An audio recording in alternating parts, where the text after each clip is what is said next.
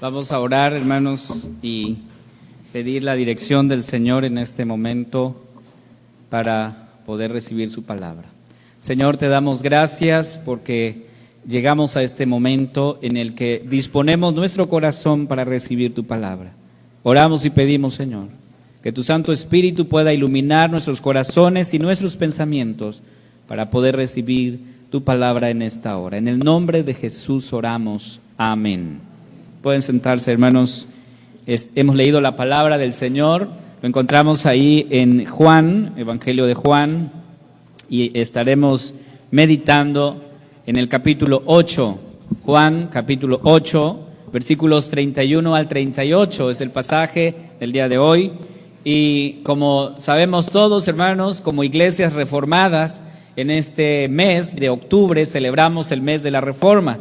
Y entonces estaremos hablando durante estos domingos sobre la Reforma protestante, pero obviamente desde esta perspectiva bíblica, desde la base bíblica. Y el día de hoy estaremos hablando sobre la sola Escritura, la sola palabra de Dios. Y en cierto sentido, hermanos, este concepto de la sola Escritura nació públicamente en la confrontación que Lutero tuvo con los jefes de Estado y sobre todo de la Iglesia en la Dieta de Worms. Y encontramos en la historia que Lutero fue llamado a retractarse de su enseñanza. Y recuerden, hermanos, esta ocasión, en cuanto Lutero se presenta y le dicen: tienes que retractarte de esto que tú has escrito. Y entonces Lutero respondió: si no me convencen con la Sagrada Escritura o por razones evidentes, yo no puedo retractarme porque mi conciencia está cautiva a la palabra de Dios. Y eso fue la respuesta de Lutero. Y la razón, hermanos, de por qué Lutero dijo eso fue porque él creía firmemente de que la Escritura es la única autoridad para todo nuestro quehacer en el reino de Dios. La palabra del Señor, hermanos, es nuestra autoridad, y que nadie está por encima de la palabra, nadie está por encima de la Escritura, y para nosotros es autoridad. Y en ese sentido, leyendo un poco a San Agustín, él en una carta a Jerónimo le escribió esto: que la Santa Escritura ha de ser considerada inerrante. Y Lutero más tarde escribe lo siguiente: la Escritura nunca erra. Es decir, que la palabra, hermanos, la Escritura, la palabra de Dios, nunca se equivoca. Y de eso se trata, y de eso se trató la Reforma. Ahora, la pregunta entonces aquí es: ¿qué dicen las personas al respecto cuando nosotros hablamos de la Escritura? ¿Creen realmente en la Escritura, en la palabra de Dios como palabra de Dios? Y nos damos cuenta, hermanos, de que no. Las personas no quieren escuchar de la palabra de Dios. En el versículo 37 del pasaje que leímos, el evangelista nos dice lo siguiente. Jesús, diciendo a las personas que están escuchándole, les dice: pero procuráis matarme, porque mi palabra, es lo que dice Jesús, mi palabra no haya cabida en vosotros. Por eso me quieren matar, porque las palabras que yo les digo no hayan cabida en nosotros, les es incómoda.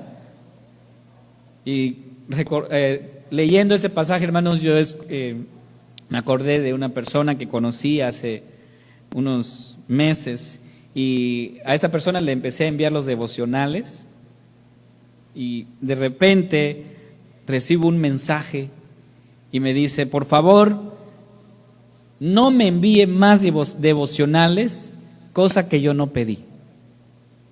Y yo me quedé así como que en algún momento pensando, bueno, ¿por qué la actitud? No le estoy enviando ninguna otra cosa más que una reflexión de la palabra de Dios. Y se supone que esta persona dirige un ministerio a nivel internacional, un ministerio cristiano, y que se moleste porque recibe un devocional. Entonces me puse a reflexionar que a veces, hermanos, Estamos en cargos y en responsabilidades por obligación, porque es un trabajo, pero no porque queremos realmente conocer de Dios. Hermanos, yo me siento feliz porque tengo la oportunidad de poder leer la palabra, de poder escudriñar la palabra, algo que tal vez, y entiendo esa parte, que tal vez ustedes no lo tienen porque sé que ustedes trabajan y que en sus tiempos ahí libres tal vez se detienen un momento para leer la palabra, pero yo tengo la oportunidad de leer y lo aprovecho, y gracias a Dios por ello. Es una bendición leer la palabra de Dios. Es una bendición poder escudriñar las Escrituras. Por eso, cuando nosotros hablamos de la sola Escritura, la pregunta es, ¿qué nos enseñan?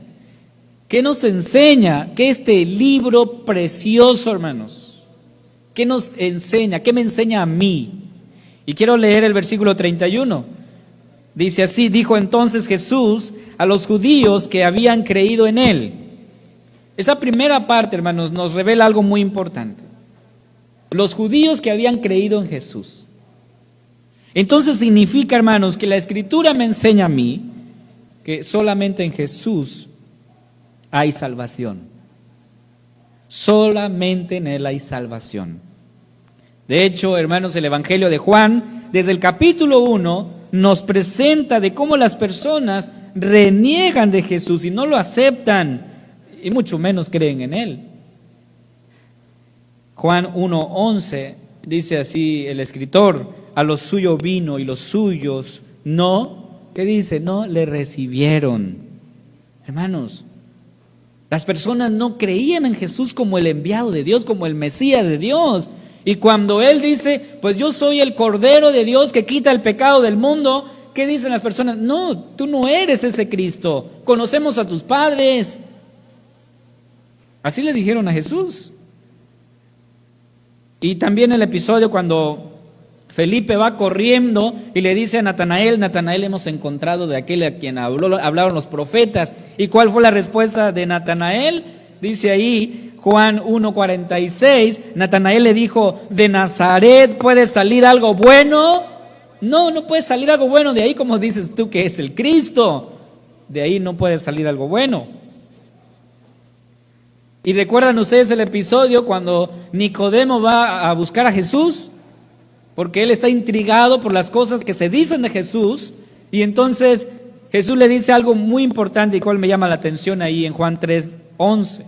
El Señor le dice: de cierto te digo, que lo que sabemos hablamos, y lo que hemos visto testificamos, y no recibís nuestro testimonio.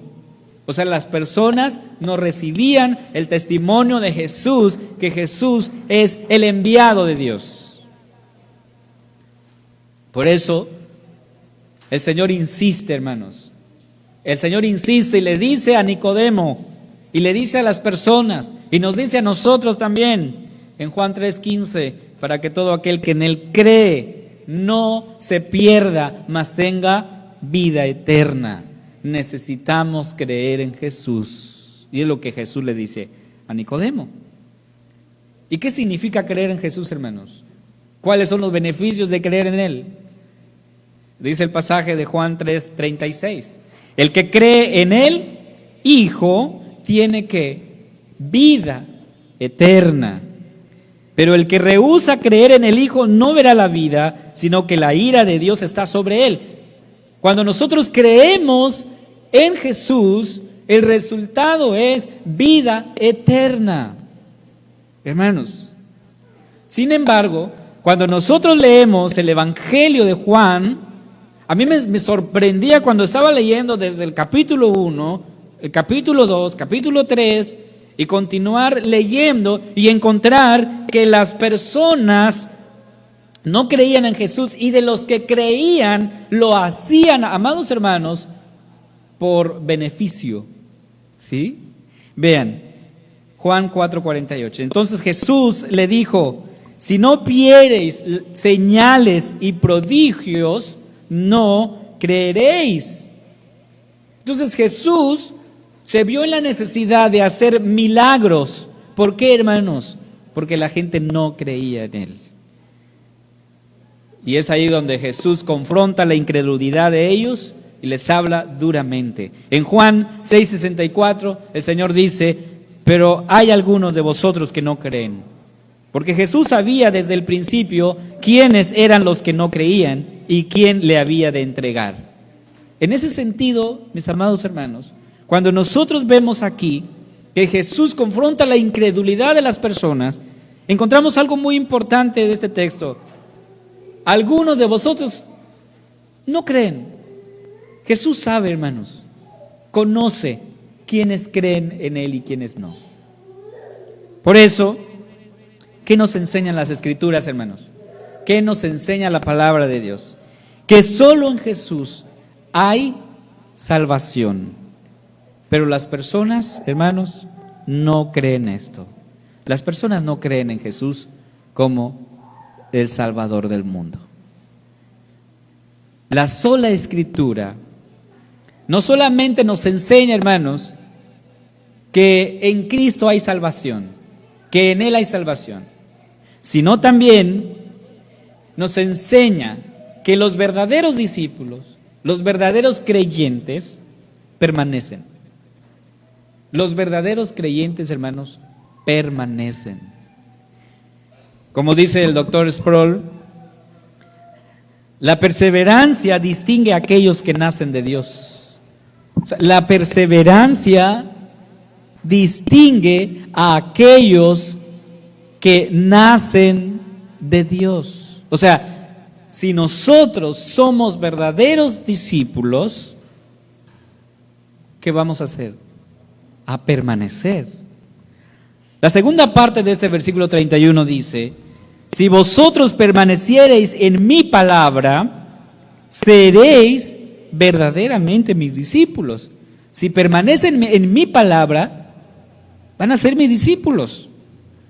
Entonces, hermanos, no es suficiente creer en Jesús, nada más. No es suficiente creer en Él. El apóstol Santiago nos dice en Santiago 2:19: tú crees que Dios es uno, bien haces. También los demonios creen y tiemblan. Entonces, no nada más es suficiente con creer en Jesús. ¿Qué vamos a hacer, hermano? Necesitamos permanecer en Él. Permanecer en Él. Un verdadero discípulo permanece. La palabra permanecer, hermanos, significa persistir de continuo en las palabras de Jesús. Por lo tanto, un verdadero discípulo se aferra a las enseñanzas de Jesús, las obedece y las pone en práctica, hermanos. Por eso, para permanecer fieles y firmes, las palabras del Señor deben morar en nosotros, en nuestro corazón. Dice Juan 5:38: ni tenéis su palabra morando en vosotros, porque a quien Él envió, vosotros no creéis. Necesitamos la fe para creer que Jesús es el Señor, nuestro Salvador, y esas palabras deben permanecer en nuestro corazón. Entonces, una evidencia de que las Escrituras moran en nosotros es creer en Jesús como el Mesías, como el Salvador del mundo. Entonces, el verdadero discípulo, hermanos, persevera en la obediencia a las Escrituras, a la palabra de Dios. ¿Qué nos enseñan, hermanos? Primero, las Escrituras nos enseñan que solo en Jesús hay salvación. Segundo, las Escrituras nos enseñan que los verdaderos discípulos permanecen firmes en su fe en el Señor. Ahora, esto es fácil de decirlo, hermanos. Es fácil de decir, permanecer en el Señor. Pero cuán difícil es hacerlo cuando nos hallamos en dura prueba, en dura persecución. ¿Qué nos enseñan entonces las Escrituras? Tercero, que todos somos esclavos del pecado. Jesús nos está exponiendo algo muy importante. Primero está diciendo: yo soy el enviado del Señor, ustedes deben creer en mí. Segundo, nos está diciendo que si ustedes creen en Él, van a permanecer en su enseñanza, van a creer en Él, y eso es importante. Pero tercero, ¿Qué nos impide creer, hermanos? El pecado. Y Jesús dice, todos somos esclavos del pecado. Versículo 32. Y conoceréis la verdad, y la verdad os hará libres. Jesús dice, bueno, tienen que conocer la verdad, y esta verdad los hará libre. ¿Quién es la verdad, hermanos? La verdad es Cristo.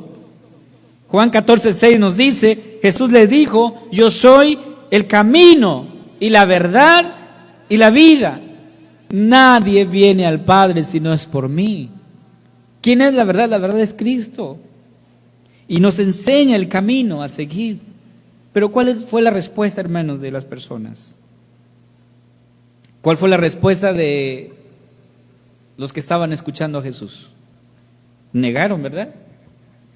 Dice así el texto, le respondieron, linaje de Abraham somos, o sea, somos descendientes de Abraham, y jamás, note usted lo que dicen esas personas, jamás hemos sido esclavos.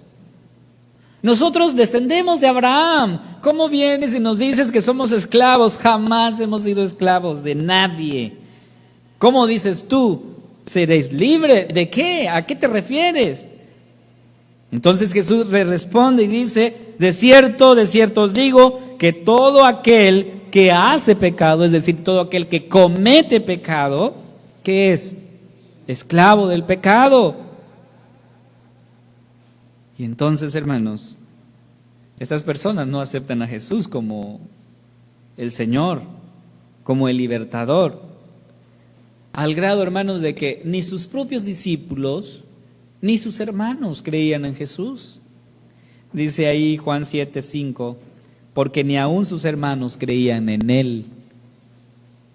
Hermanos, ha de ser muy difícil, ¿no? Humanamente luchar con todo esto. Y Jesús está enfrentando toda esta adversidad que está llegando. Sus hermanos, su familia no creen en Él. Los que le han seguido, algunos de ellos tampoco creen en Él, porque Jesús decía que era el enviado de Dios. Y las personas respondían, tú demonio tienes, ¿cómo vas a decir que eres enviado de Dios? ¿Cómo te atreves a afirmar algo? Es una blasfemia lo que estás diciendo. Demonio tienes. Fue la respuesta de las personas a la afirmación de Jesús. Y entonces muchas personas empezaron a irse, y Juan 6:64 nos dice, 66 y 67, pero hay algunos de vosotros que no creen. Desde entonces, dice, muchos de sus discípulos volvieron atrás y ya no andaban con Él. Dijo entonces Jesús a los 12, ¿queréis acaso iros también vosotros? Entonces los discípulos en otro evangelio vienen a Jesús y le dicen, maestro, tenemos una mala noticia. Muchos se están yendo. Haz algo porque se están yendo. ¿Y qué vamos a hacer? Mira, ya teníamos bastante personas que te seguían y hasta podíamos construir un megatemplo, ¿no? Sí, porque había muchas personas. Y ahora se están yendo, haz algo. ¿Y cuál fue la respuesta del Señor? Les dice a ellos, les dice, ¿quieren ustedes también irse con ellos? Eso significa, hermanos, que cuando Jesús les dice, ustedes son esclavos del pecado, ellos dicen, no, ¿cómo puedes decir eso? Nosotros somos judíos. Y por lo tanto, nuestro padre es Abraham. Y si somos descendientes de Abraham, no somos esclavos de nadie. Es lo que fue la respuesta de esas personas. Somos linaje de Abraham. Los judíos habían sido esclavos, hermanos. Cuando nosotros revisamos la historia, el primer, diríamos, gran evento en donde Dios libera a su pueblo es en Egipto. Israel estuvo esclavo en Egipto. Después fueron esclavos por los filisteos. Fueron esclavos por los asirios, por los babilonios. ¿Por qué dicen que no han sido esclavos de nadie? De hecho, hay un argumento por ahí que algunos comentan que tal vez ellos se referían a que aun y cuando fuimos esclavos, realmente no éramos esclavos porque al final estábamos bajo la autoridad de Dios. Y si estamos bajo la autoridad de Dios, entonces las circunstancias que podamos vivir aquí no significan nada. Y entonces ellos interpretaban eso. Ese es el primer argumento. El segundo argumento es que posiblemente estas personas están tratando de decir a Jesús que viven bajo el Imperio Romano, pero el Imperio Romano les da libertades, entonces eso no es esclavitud. Al grado que como judíos son reconocidos y la religión judía es reconocida por el imperio y les dejan trabajar. Entonces eso no es esclavitud. Y yo me inclino más a este argumento, ¿no?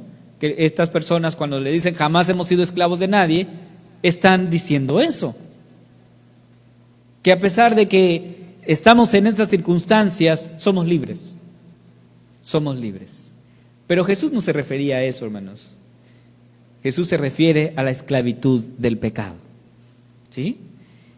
Jesús se refiere a eso. Todo el que comete pecado es esclavo, dice Jesús.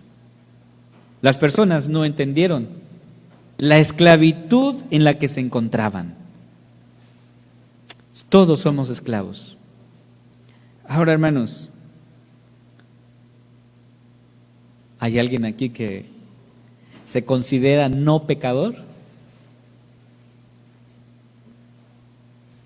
Creo que aceptamos la afirmación de Jesús, ¿verdad? Jesús dice, todos somos esclavos, todos son esclavos del pecado. Entonces la pregunta aquí surge, hermanos, ¿hasta qué punto hemos caído nosotros? O sea, ¿cuál es el grado de corrupción del ser humano? Porque yo he escuchado a las personas, de muchas personas, decir que no son tan malos como se dice, somos buenos, de repente se nos sale, ¿verdad?, nuestro apellido, como dicen, ¿no? Pero no somos tan malos. ¿Realmente eso es verdad? ¿Saben? El humanismo cree que el hombre no es tan malo como parece. Hay problemas, sí, hay problemas, pero en el fondo lo que necesitamos es más educación. Nos educamos más y seremos mejores personas. Pero lo cierto, hermanos, es que el ser humano es esclavo de su propio deseo y por naturaleza no tiene el deseo de buscar o seguir a Cristo. Nuestra voluntad, hermanos, está atada al pecado. No queremos ni un bien. Si por nosotros fuera, hermanos, si por nosotros fuera, no estuviéramos aquí. Así de pecadores somos. Así de pecadores somos. El domingo anterior estuvimos hablando de que la oración es una exigencia para nosotros, ¿verdad? Ahora, si por nosotros fuera, hermanos, no oramos, no leemos la Biblia. ¿Por qué lo hacemos? Porque el Señor sigue obrando en nuestro corazón, hermanos. Somos pecadores, es la realidad. Dice Romanos 7:19, porque no hago el bien que quiero, sino el mal que no quiero, eso hago. ¿Qué significa eso, hermanos? Que la esclavitud del pecado hace que nuestra voluntad, ser esclavos es que nuestra voluntad está siempre inclinado a hacer lo malo. Nunca vamos a querer hacer el bien. Siempre nos vamos a inclinar a lo malo. Y Dios tiene que intervenir. Los reformadores le dieron una palabra a esto que estamos hablando de la esclavitud del pecado. Y ellos le llamaron depravación total. Es decir, el ser humano está depravado. Y la depravación tiene que ver con eso, que estamos inclinados a hacer siempre lo malo. Y me llamó y me gustó la frase que usa el pastor Dr. Sproul. Yo siempre hago referencia al pastor, fue un pastor presbiteriano en Estados Unidos. Y él dice, no somos pecadores porque pecamos, sino que pecamos porque somos pecadores. O sea, pecamos porque somos pecadores. En otras palabras, hermanos, por naturaleza somos pecadores y nuestra voluntad está esclavizado al pecado. Nunca vamos a buscar hacer el bien. Siempre vamos a inclinarnos a hacer lo malo. ¿Y cómo solucionamos esto, hermanos? Para que esto se solucione, necesitamos ser transformados. Y cuando aquí Jesús dice que ellos son esclavos, las personas que le responden a Jesús, fue esto: yo hablo lo que he visto cerca del Padre, y vosotros hacéis lo que habéis oído cerca de vuestro Padre. ¿A qué se refiere Jesús cuando dice, bueno, ustedes hablan, pero hablan de su Padre? Bueno, más adelante, si tú lees los capítulos más adelante, Jesús dice, vuestro padre, el padre de ustedes es el diablo, porque no hacen lo que yo les digo. Duras palabras, hermanos, duras palabras. Necesitamos ser transformados, entonces necesitamos nacer de nuevo. Jesús le dice a Nicodemo, Nicodemo, necesitas nacer de nuevo. Eso es, hermanos, algo que el Señor nos enseña aquí en este Evangelio. Es importante entonces reflexionar sobre mi vida, sobre mi condición. Jesús nos hace ver el verdadero mal, la verdadera epidemia, el cual está azotando y ha azotado a la humanidad desde sus inicios. Y esta epidemia es el pecado, hermanos. El pecado. Si somos como somos, por el pecado que está en nosotros. Pero solamente por Cristo podemos ser transformados. Todos somos pecadores, hermanos, y no podemos librarnos por nosotros mismos. Por más que nos esforcemos, por más que nos querramos portar bien y decir yo soy bueno, no se puede.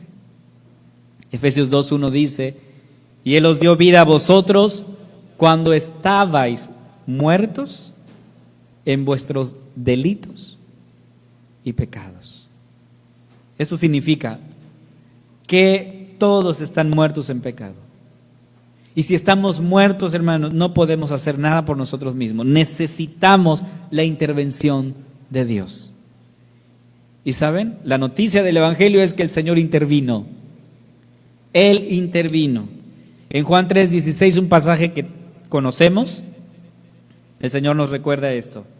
Porque de tal manera amó Dios al mundo, que ha dado a su Hijo unigénito, para que todo aquel que en Él cree no se pierda, mas tenga vida eterna. Y luego el versículo 17 dice, porque no envió Dios a su Hijo al mundo para condenar al mundo, sino para que el mundo sea salvo por Él. Esa es la noticia, hermanos, que el Señor nuestro Dios envió al Salvador del mundo para que cuando nosotros creamos en Él tengamos vida eterna. Pero ¿qué pasa con la humanidad, hermanos? ¿Qué dicen las personas al respecto? Dice Juan 3:19, y esta es la condenación, que la luz vino al mundo. O sea, la luz es Jesús.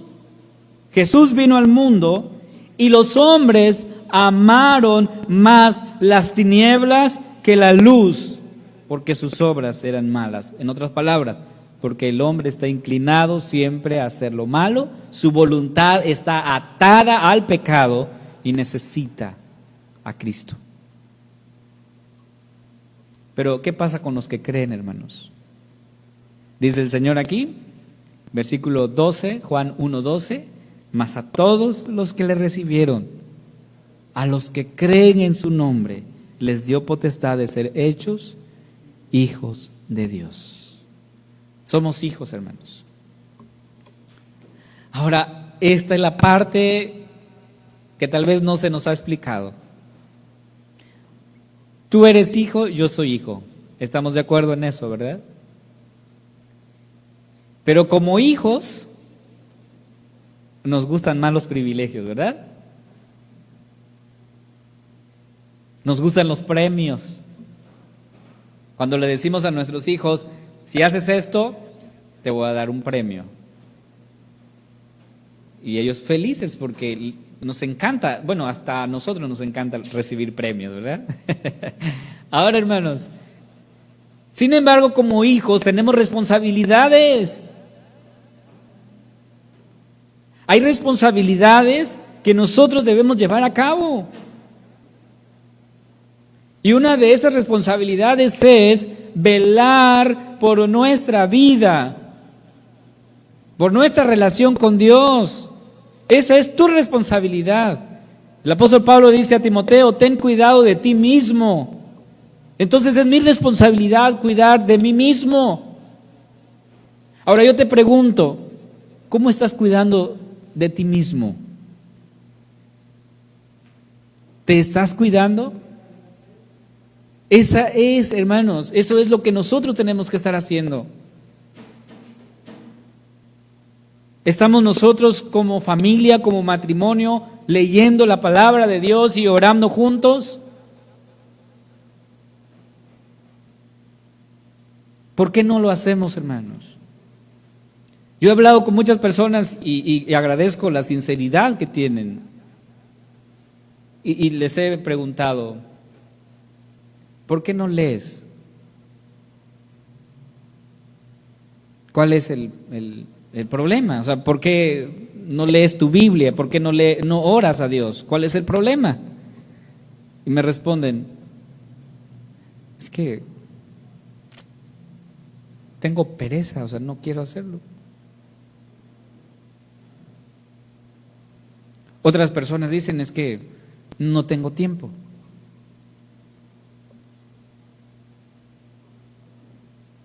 ¿Por qué decimos eso, hermanos? Porque hay pecado en nosotros. Porque somos pecadores, hermanos. Es la realidad. Porque somos pecadores, por naturaleza no vamos a hacer las cosas que el Señor nos pide que hagamos. Sin embargo, hermanos, tenemos que hacer el esfuerzo. Tenemos que levantarnos, ser mujeres y hombres que realmente busquen a Dios. Yo te reto y te desafío a ser un hombre de Dios, a ser una mujer de Dios que busca constantemente a Dios. Y es cierto, tendremos tantas pruebas en nuestra vida, muchas pruebas, pero el Señor nos ha dicho que no estamos solos, que Él está acompañándonos todo el tiempo. Así es que no permitamos que el enemigo haya ocasión y aproveche estas circunstancias. Que nosotros a partir de hoy digamos, quiero asumir esa responsabilidad. Quiero asumir ese compromiso con el Señor. Voy a leer su palabra, voy a orar y voy a buscar cada día más y más de Dios. ¿Quieres asumir ese compromiso? Es un compromiso, hermanos. Y ese compromiso es nada más para valientes, no para cobardes, para valientes. Si tú eres un valiente, asume este compromiso de leer, de orar y de vivir en integridad para el Señor, porque a eso hemos sido llamados, a vivir para el Señor. Toda nuestra vida, todo nuestro quehacer para el Señor. Vamos a orar, hermanos, y vamos a pedir que el Señor confirme su palabra en nosotros. Señor, gracias te damos, porque cuando leemos tu palabra nos damos cuenta de nuestra realidad, de nuestra condición. Hemos fallado, hemos ofendido, Señor, tu nombre. Y muchas veces negamos, como estas personas, negamos que somos pecadores, que no somos tan malos. Pero tú les dijiste, Señor, a ellos que eran esclavos del pecado. Y también nos recuerdas a nosotros hoy, nos dices a nosotros que somos pecadores, que somos esclavos del pecado, a menos de que tú intervengas, Señor. Y en la historia de la redención tú interveniste, Señor, y nos enviaste a un Salvador, para que por su sangre nosotros seamos limpiados de todo pecado. Y hoy te agradecemos, amado Padre, porque nos instas a seguir firmes, fieles en este camino, Señor. Y por lo tanto te pedimos, Señor, que no nos abandones. Acompáñanos siempre, Padre. Gracias por la obra de Cristo en la cruz. Y gracias, Señor, porque nos recuerdas la responsabilidad que tenemos ahora como hijos tuyos. En el nombre de Jesús oramos. Amén.